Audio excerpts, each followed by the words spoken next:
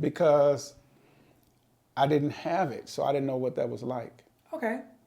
And so then having a conversation, I remember 20-something years ago, I was having this conversation with my mom after my aunt passed. We were still at the hospital. She just transitioned. And I told my mom, I had the courage to have this conversation with her. I said, you never told me that you loved me, or you never sat me on your lap. And she said, son, I did the best I knew how to do. Instantly, I was healed. Instantly. And because your expectations were over like what she was able to give you. Because she didn't have it. Because she didn't have she it. didn't get it. Yeah. So she didn't know. And instantly you were just like. Instantly I was healed. He was like, dang, it wasn't me. And I didn't do nothing wrong. Yeah. You didn't feel like the victim. Yeah. I felt sorry for her. I felt compassion for her.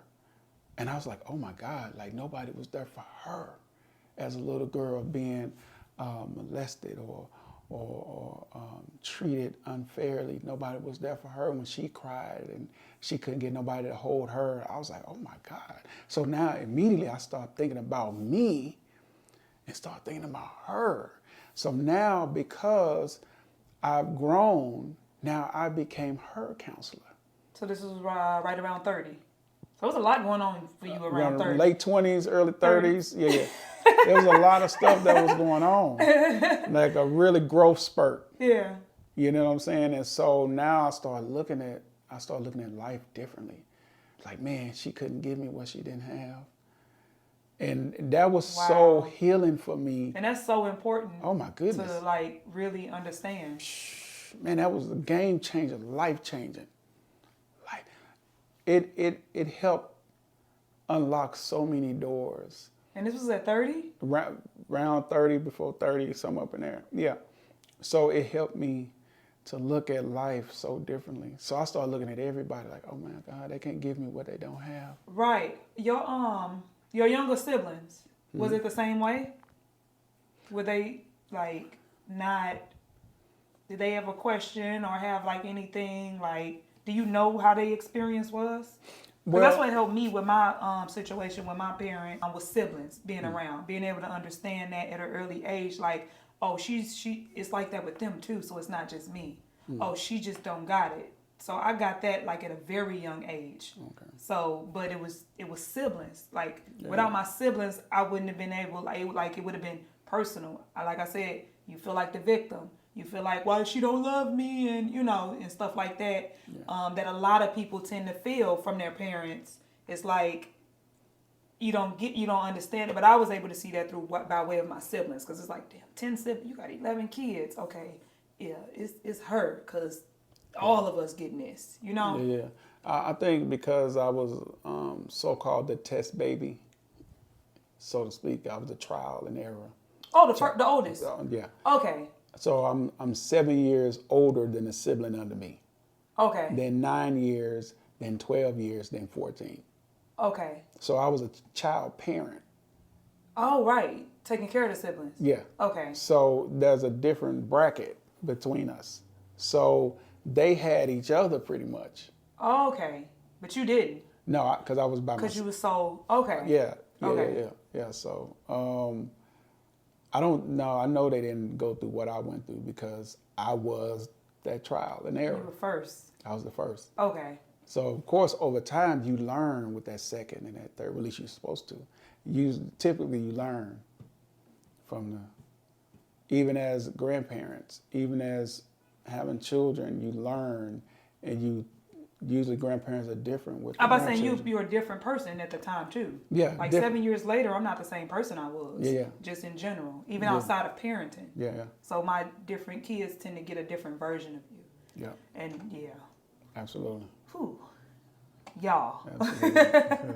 So that is the take on, Lord, where do we start? The balance of masculine and feminine energy, and how it's so important to understand, to have that balance, and amongst women too. Like, it's okay for us to be able to step into our masculine sometime when it's deemed necessary. Yeah. So that's another like misconception out there. Like nowadays, like, oh, women don't need to be masculine and men are not supposed to be feminine. And it's just like, y'all know who we were before we came here. Like we were part of this whole makeup of everything. We were balanced. We were masculine and feminine. So, and it don't have to be tied to just cooking and cleaning or crying, and masculine don't have to be tied to just doing these certain things in this certain role and being tall and buff and strong and independent. Like, it's still like masculine can just be that nature of being a protector. I can be a protector of my children. Yeah. Like, that's a masculine trait, but that's not me just being a masculine person, you know,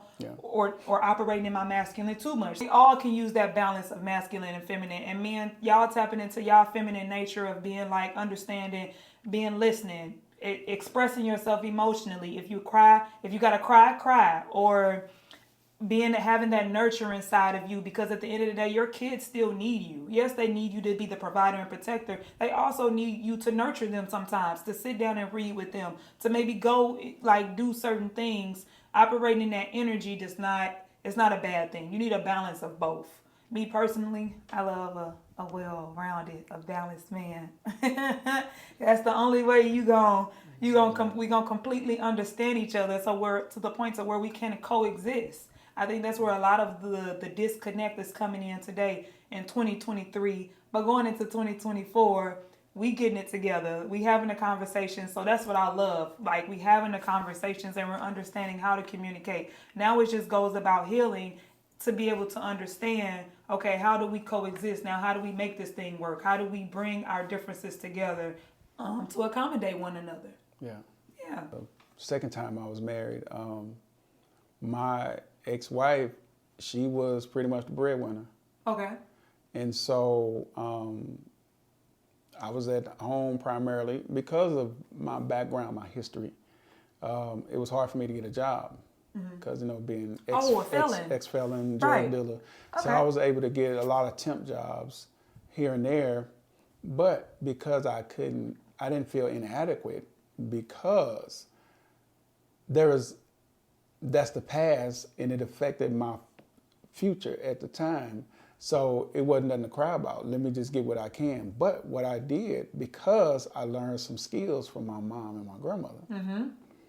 So I was grocery shopping, I was cooking, I was cleaning, running bath water, ironing clothes, helping kids with their homework. I helped my wife with her homework, taking them to practice. So I was that homemaker. Yeah. At the time, my wife had a long day at work. Yeah. If I had to rub her feet or whatever I needed to do. Yeah. I didn't feel inadequate about that. Yeah. But what happened is you have outside influences, and it's normally a high percentage of the time when your relationship falls and it falters, because outside influences come in and disrupt what you have going on in the house. And what's been working for you?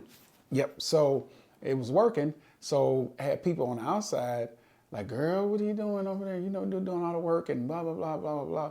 But versus what my wife knew at the time, it was working.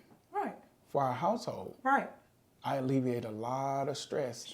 But listening to people, so I even had some of her friends' husbands was coming to me like, yo, man, you need to get a job, a real job. And I'm looking at these brothers. I'm like, thinking to myself, I'm like, bro, like, you don't know what it's like to be in my shoes. You know what I'm saying? But like I said, you hearing this stuff over and over again. Her as a woman, it affected her. Mm-hmm. Now that energy came into the home. Mm-hmm. But when we got a divorce, she was like, oh my God, what have I done? Like, now she had to do all the stuff. Now you gotta do everything. Everything. The stuff that's important, the stuff that really matters. Mm-hmm. Now you got to go to work all day, sometimes overtime because you're on salary. Then you got to take the kids here. Then you got to do all of this. Then you got to cook. You got to do the grocery shopping. You got to do, you got to do all of that. Yeah. Realize, oh my God, like Marvin was an asset. What was I thinking? Listening to outside influences. And guess what? They households was running the way they ran their households, and good, and And if it was working for them, then that's just like, okay. And that's the problem. You have a lot of people not minding their own business, giving as they call it, 2 cents in a situation. She wasn't getting abused. She wasn't getting verbally abused. She wasn't getting physically abused. She wasn't, you know what I'm saying? Like I wasn't talking, I was constructive. You were the homemaker. A homemaker for the most part. Yeah. Cut the grass. I did all the stuff. Handyman stuff, fixed the cars. I did all that stuff. She didn't have to worry about nothing. Save money all across the board. You know what I'm saying? Oh, the garage door broke. Okay, let me see how I fix it. Oh, I fixed it. Didn't know what I was doing. Because I was plumbing. I was handy. Yeah. Oh, let me patch that wall up. Yeah. That hole in the wall. Okay, plastic. Okay, sand and I'll paint it over. Okay, it's fixed. Yeah. Let me build this computer from scratch. Okay, we ain't got to spend no money. I built it ourselves. Okay. So it's like even when a woman sit back and realize, okay, dang, what was I thinking? I let this dude go because of some money. You know what I'm saying? So because you weren't like working and making money, quote unquote? making money like that. You know, so she's pulling in over $40,000 a year. Okay. Then that was back 2008. That was good money. That was good money. Yeah. You know what I'm saying? You were middle class. Yeah. You know what I'm saying? So so for those out there, you know, if your household works and you don't have a lot of obstructions, you don't have a lot of negative things going on in the house. And so for you jokers out there that's living in a house with a woman, you don't have to be insecure because she may be pulling in 40, 50, 100,000 plus a year and you don't have nothing. Contribute. Get off those games. A woman will be frustrated with a man who ain't doing nothing. And she coming home, she making the bacon, making the money, and she raising a boy child. And so contribute. Learn, well, I don't know how, learn it. If you could spend time, and this is what I told my brother with his son, his oldest son, he don't know how to fill out an application.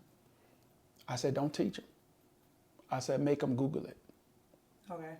I said, if he can learn how to play those video games and learn all those special moves and buttons and where to go, how to buy stuff. I said, bruh, let him figure it out. And the same thing applies to you men out there. If you know how to play those video games, and you know every stat there is in these sports and these football games, you have that same capacity, that same mental to go out and say, you know what, let me learn how to wash dishes or load a dishwasher or wash and fold clothes. Change some brakes, change a tire. Their video, pipes. something. It's just about the intention and the energy. Yes, the energy, yeah. You gonna be lazy, a bum, just mooching off that woman? Yeah, you're a bum. I call you that. If that's what you're doing, and if you physically and mentally able and capable of contributing, it may not be finances. Finances is not everything. And so come home, run that woman bath water or rubbing her feet. Man, all that stuff makes a difference. Massaging her. Say, how was your day? Sit down. Don't do nothing. What you need? Hey, have a to-do list, a checklist that she would normally do because she may not say nothing.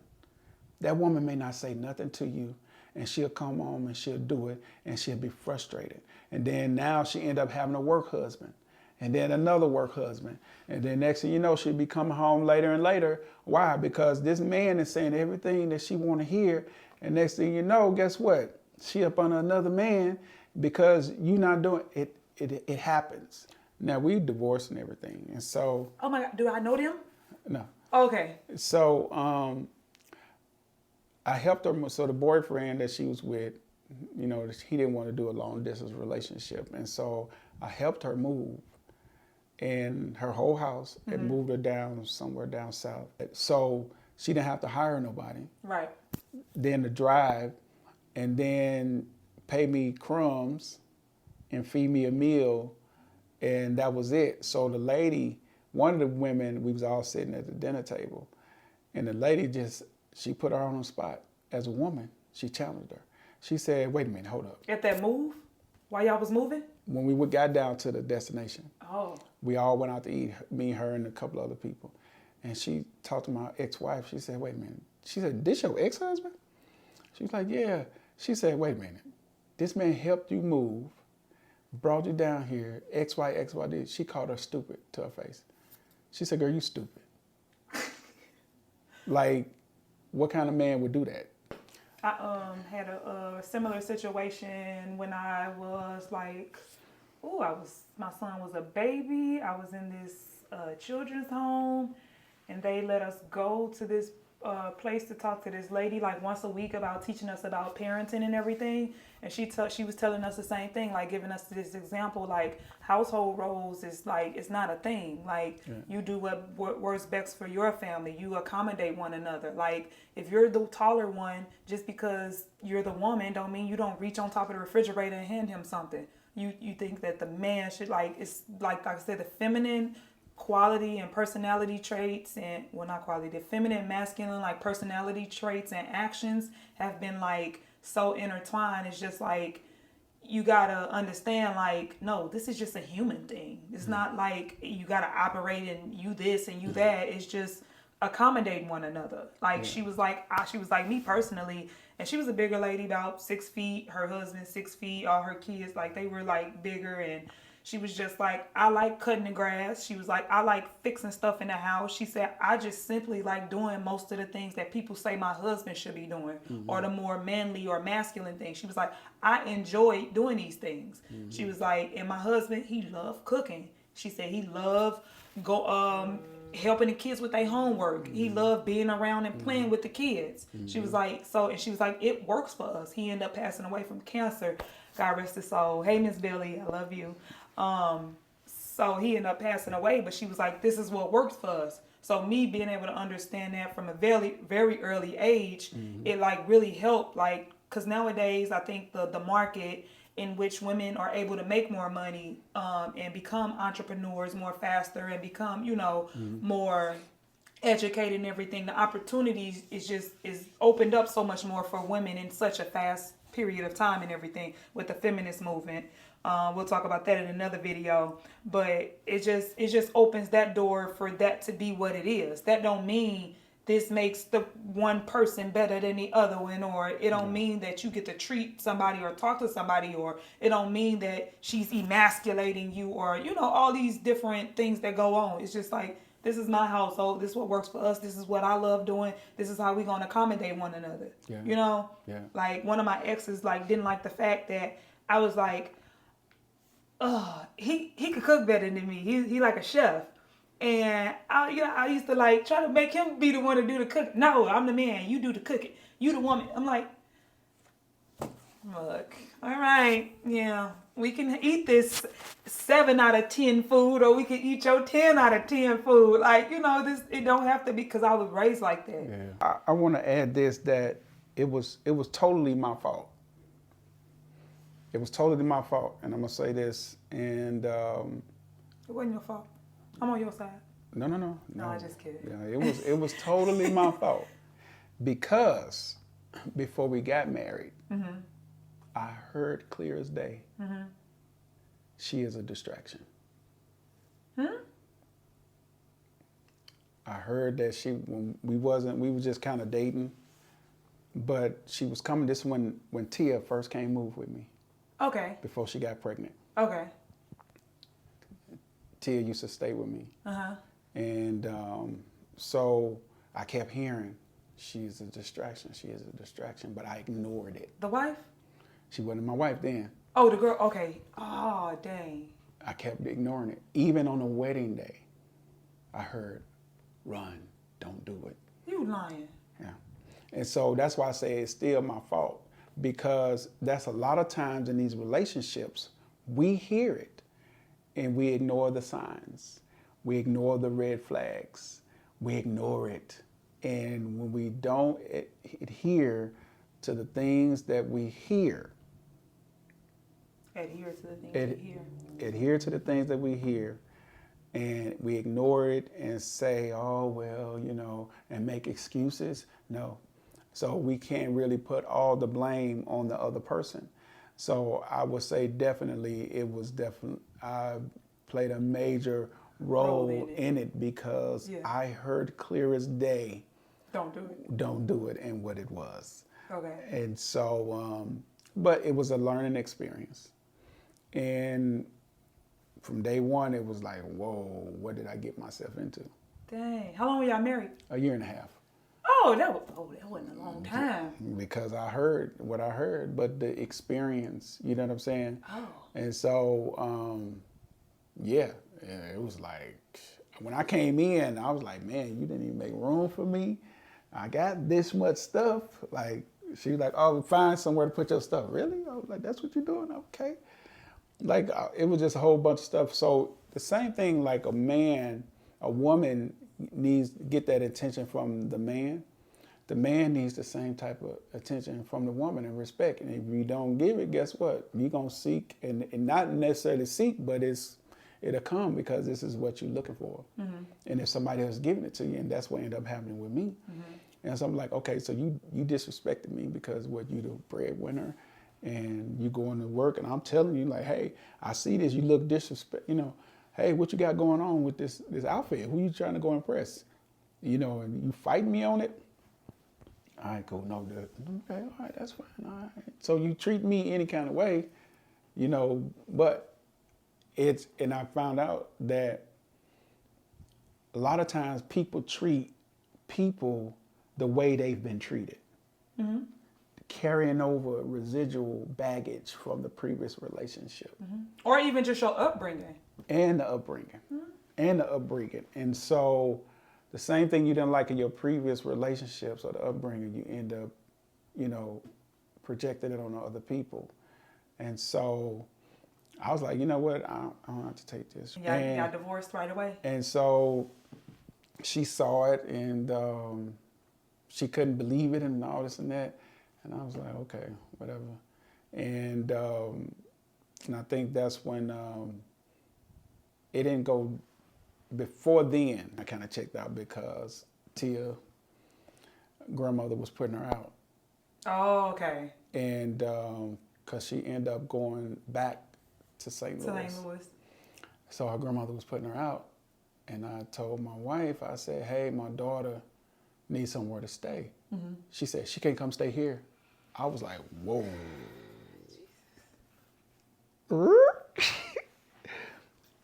It went from 90, 100% down to 20%.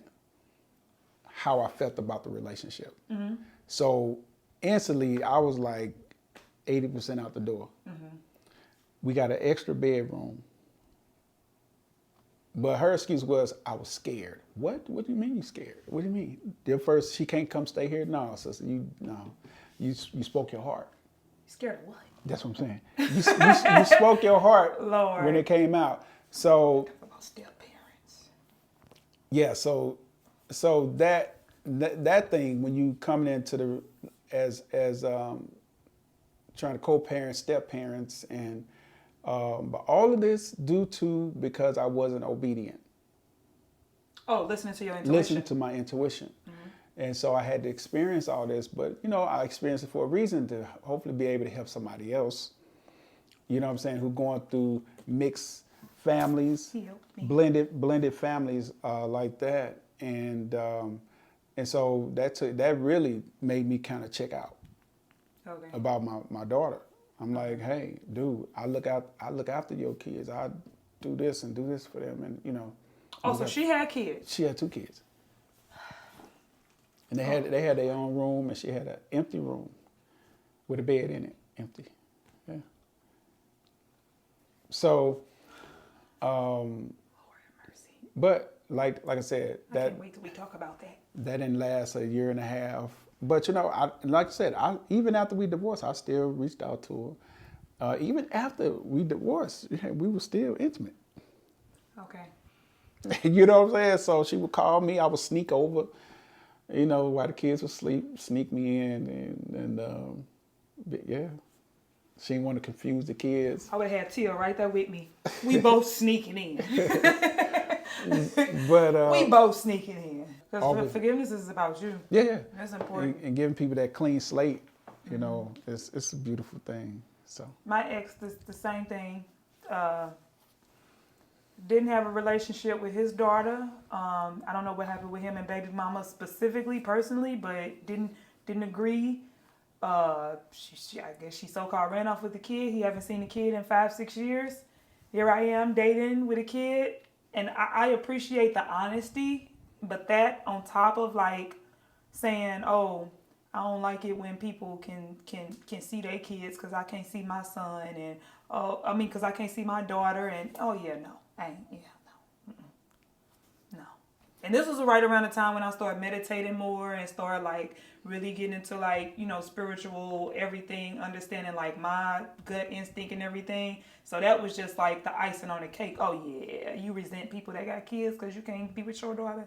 Yeah, no, this ain't gonna work. But yeah, it was just like, this is gonna boil over into what we have going on, like, because I have a child. So how are you going to treat my child? Like, that's a big thing, because this is a part of me. This is an extension of me. And if it's on the other foot, like, I was raised with 10 siblings, y'all. So I understand, like, community. We take care of each other. So when I date a man that had kids in the past, just one, when they come around me, they're like, they're mine. They're not mine. You ain't gotta call me mama, but I'm taking all of them to the store for ice cream, not just mine. Like, I'm treating that child like that child is a part of balance is what it's all about. Let's go ahead and close it out. I love y'all. Thank y'all so much for tuning in to the Soul to Soul podcast. This episode has been about balancing that masculine, feminine energy. I would just say, for everybody out here, follow your instincts. And just don't take my word for it or her word for it. Research and study yourself. Research any information that you receive from anybody on these platforms, because we are what we eat. And everybody is a diet. Whoever you listen to, that's part of your diet plan. If it's a bad diet plan, guess what? You're going to eventually regurgitate that toxic energy. If it's a good diet plan, you're going to regurgitate those good values and apply those principles to your life to elevate you.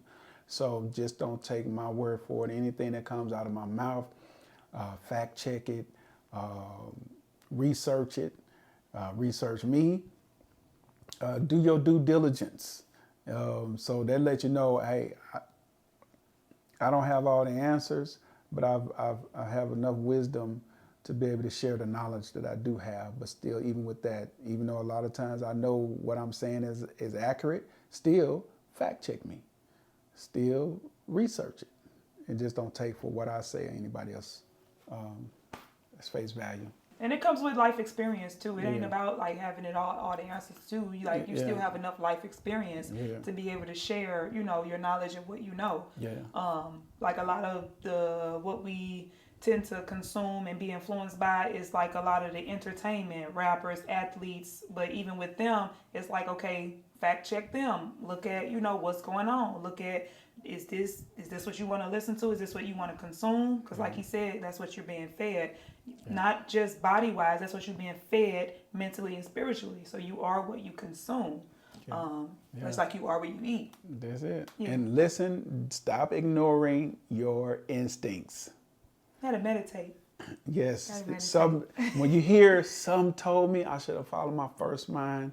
That is 100,000% accurate when you listen to your intuition.